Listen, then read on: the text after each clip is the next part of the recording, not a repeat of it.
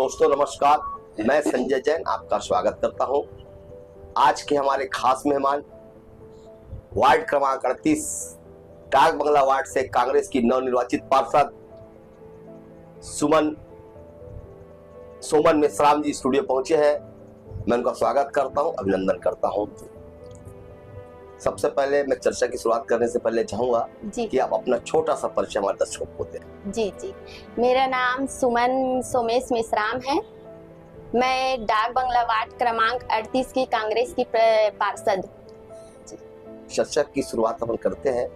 आप राजनीति में आने के पहले आप हाउसवाइफ थे कि क्या करते थे, और राजनीति में आने का उद्देश्य क्या है, और आपकी शिक्षा दीक्षा आपका मायके कहाँ का है, हमारे दर्शकों को बताया। जी, मैं वैसे राजनीति में तो बचपन से जुड़ी हुई हूँ। मेरे मायका दुर्ग है। मेरे मम्मी पापा लोग भी कांग्रेस से जुड़े हुए हैं, और मेरी माँ एक बार कांग्रेस से खड़ी भी हो चुकी है पार्षद पद के लिए। जी, मेरा शिक्षा एमए राजनीति शास्त्र है। मैं लाइब्रेरियन का कोर्स की हूँ, पीजीडीसीए की हूँ, और अभी गुरु कृपा स्व सहायता समूह की अध्यक्ष भी हूँ, और पार्लर चलाती हूँ। आपके ससुर जी भी कांग्रेस के पार्षद रहे हैं। जी, और अब उसके पहले आपके पति रहे हैं, और अब आप आए हैं। तो इस बार जो चुनाव में कांग्रेस को जो जीत मिली, क्योंकि शहर में कांग्रेस को बहुत करारी हार मिली है, लेकिन आप अपने वार्ड से 274 वोट से चुनाव जीतते हो। तो किन मुद्दों को लेकर आप जनता के बीच गए थे? हम तो जनता से आशीर्वाद लेने गए। हमारे माननीय आदरणीय हमारे श्री चंद्रभान मेश्राम जी, जो कि मेरे ससुर जी हैं, 2005 से 2010 में पार्षद थे जोधापुर से। फिर उसके बाद 2020 से 2025 तक मेरे पति श्री सोमेश मेश्राम जी पार्षद थे। तो उन्हीं का सेवा काल को देखकर मेरे को जनता का आशीर्वाद मिला। आप किन मुद्दों को लग गए थे? जनता के बीच गया होगा तो जनता को कुछ मुद्दे बताना पड़ता है। ऐसा कोई काम छूटा हो जो 5 साल में नहीं हुआ हो, ऐसा कोई मुद्दा रहा? किन मुद्दों को लग गए थे जनता के बीच आप? जी, मुद्दा तो वहाँ है, क्योंकि दुखद कार्य के लिए वहाँ तालाब नहीं है। तो हमने बोला कि पार्षद पद में, वैसे तो हमारे पूर्व पार्षद महोदय जी के द्वारा वहाँ बहुत सारा कार्य किए गए हैं, तो वही कार्यकाल को देखते अनुसार जनता ने हमारे ऊपर विश्वास जताया कि वहाँ दुखद कार्य के लिए तालाब नहीं है, तो हमें पचरी निर्माण करना है। इसी कारण यही मुद्दा को लेके हम लोग गए। जी। आपका राजनीति में आने का उद्देश्य क्या है? क्योंकि बहुत सारे फील्ड आप एमए लाइब्रेरी कोर्स किए, स्वतः से जुड़े, राजनीति में आने का उद्देश्य क्या है आपका? राजनीति में तो अब उद्देश्य तो ये है कि मेरे पूरा परिवार ही कांग्रेस से जुड़ी हुई है। अब मैं जहाँ बहू बन के आई हूँ, मेरे ससुर जी कांग्रेस से जुड़े हैं, मेरे पति जुड़े हैं। अब जाहिर है कि ससुर जुड़े हैं, पति, तो मैं आगे और जनरेशन को आगे ले जाऊंगी। पार्टी को आप आगे बढ़ा रहे हो जी, लेकिन एक उद्देश्य होता है कि मैं जनता का सेवा कर। क्या उद्देश्य को लेके आए आप? जनता का सेवा करने का ही उद्देश्य है, और हमारे पूरा परिवार में मतलब जनता का सेवा भाव ही है हमारे मन में, कि जो भी वहाँ जनता के द्वारा जो मूलभूत आवश्यकता होती है, जैसे कि बिजली, पानी और सड़क, तो कोई भी प्रकार का कमी ना हो। इस कारण मैं कांग्रेस में और आई हूँ। चर्चा को आगे बढ़ाते हैं। पर अब जबकि कांग्रेस के मात्र 8 पार्षद जीते हैं जी, और उसमें आप हैं 40 में 8 पार्षद जीते हैं जी। नेता प्रतिपक्ष चुनाव भी होना है। जी। भारतीय जनता पार्टी हमेशा अप्रत्याशित फैसले लेके रखी। सभापति पहली बार चुने जीतने को महिला को सभापति बनाया गया। जी। क्या अगर आपको निगम में नेता प्रतिपक्ष की जवाबदारी दी जाती है पार्टी के द्वारा, तो क्या निभाने को तैयार है आप? जी, निभाने के लिए तो तैयार हूँ, लेकिन मैं अभी नई आई हूँ, नवनिर्वाचित अभी नहीं हूँ। तो मेरे ख्याल से जो अनुभव वाले हैं उनको दिया जाए। नहीं, राजनीति में कभी कभी ऐसा होता है कि पुराने लोगों को मिलता है, नए लोगों को मिलता है, तो उस चैलेंज को स्वीकार करने को तैयार है आप? जी, स्वीकार करने के लिए तैयार हूँ।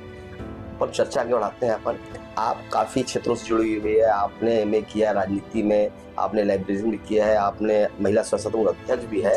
इस पूरे मामले में राजनीति में काफी चैलेंज होता है महिलाओं के लिए। जी। आपका राजनीतिक अभी तक का, क्योंकि जो सफर है स्टार्ट हुआ है, आपके राजनीति में आने वाले समय में क्या अपेक्षा आपने पाल के रखी? क्योंकि एक आदमी का एम होता है राजनीति में भी कि मुझे इस पद में जाना है या आगे इस काम को करना है, तो आपकी अपेक्षा क्या है, आपका एम क्या है राजनीति में?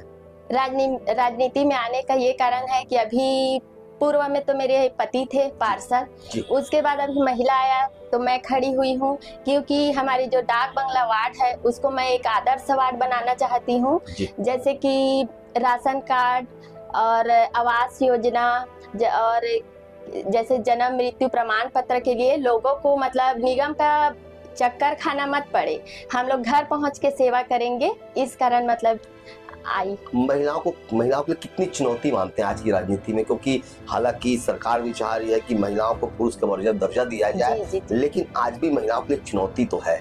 मैं थोड़ा सा चर्चा हटके कर रहा हूँ, आप कितना चुनौती मानते हैं महिलाओं के लिए, क्योंकि आप तो पढ़ी लिखी है, एमए की है, तो आप ज्यादा अच्छे से बताएंगे कि कितनी राजनीति में चुनौती रहती है। महिलाओं के लिए चुनौती तो है, लेकिन महिला भी आजकल पुरुष से बढ़कर हो गए हैं।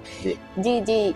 और मैं तो नारी सशक्तिकरण के लिए नारियों को आगे बढ़ाना चाहती हूँ, क्योंकि चूल्हा चौका तक ना रहे और आगे भविष्य में कुछ न कुछ कार्यरत करते रहे। और इस कारण मैं समूह के माध्यम से नारियों को मतलब जो भी सरकार द्वारा जो योजना आएगी उसके लिए मैं लाभान्वित करूंगी।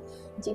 चुनाव, हालांकि आप हाउस वाइफ रहे हैं, लेकिन काफी कांग्रेस कितनी बुरी हार पीछे क्या कारण लगता है, क्योंकि कांग्रेस लगभग मैदान से बाहर हो गई। 40 में मात्र 8% कांग्रेस की जीत है, उसमें आप जीते, लेकिन कांग्रेस की हार पीछे क्या लगता है, क्या कारण कि कांग्रेस ने नकार दिया पूरी तरह? अब हम लोग तो कांग्रेस से 8 हैं, लेकिन 8 80 के बराबर है। ऐसे हम लोग को हार तो नहीं मानना है, क्योंकि 8 80 के बराबर हैं। जैसे कि एक हमारे महापौर जी को निरस्त कर दिए गए। जी, उनका नामांकन निरस्त कर दिए गए, इसी कारण है। लेकिन हम लोग तो और भारी भरकम, मैं अभी 274 350 वोट से जीते रहती अगर हमारे महापौर जी होते तो। जी। मतलब उनका नामांकन निरस्त होने से कांग्रेस को नुकसान वैसा मानते हैं? जी, बहुत नुकसान हुआ जी।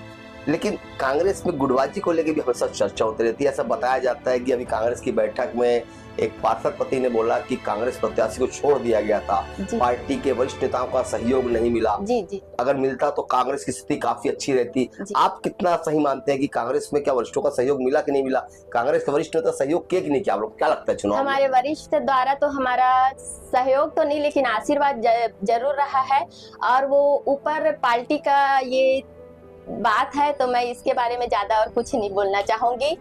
जी। आजादी के बाद, आजादी के पहले पहली बार कांग्रेस को शहरी सत्ता मिला था निगम में, उसके पहले कांग्रेस को भी सुख नहीं मिला था। जी। कांग्रेसियों का दावा है कि हमने 5 साल में काफी विकास किया। जी। भाजपाइयों ने 5 साल में भ्रष्टाचार का आरोप लगाया। जी। लेकिन जनता ने कांग्रेस के विकास के दावों को नकार दिया और भाजपा के भ्रष्टाचार को मानते हुए भाजपा को जीत दिलाई। इससे कितना आप सहमत है? क्या लगता है इस मुद्दा कहाँ तक सही निकला? ये मुद्दा को तो लेके मैं बहुत कुछ बोलना चाहती हूँ। जैसे कि कांग्रेस की सरकार थी तो जैसे शराब भट्टी जैसे नशाखोरी भी उतना नहीं होता था। अभी तो मैं न्यूज में सुनी हूँ कि भाजपा की सरकार आते ही हमारे भाजपा की सरकार मतलब और शराब दुकान खोलने की बात कर रही है। तो युवा लोग जो नशाबंदी करके मतलब जैसे मर्डर केस और भी बहुत से अपराध हो रहे हैं, तो ऐसे में तो और बढ़ेगा अपराध। तो मैं इसका विरोध करना चाहूंगी और अपने वार्ड में महिलाओं को लेके, युवा साथी लोग को लेके समूह बैठा के मतलब बैठक में उन लोग को समझाऊं कि शराब दुकान को बंद कराया जाए और बढ़ावा ना दिया जाए। ऐसा मान रहे कि भाजपा ने शराबखोरी या नशाखोरी बढ़ गया, ऐसा मानते हैं आप? जी। ऐसा लग रहा है आपको? जी।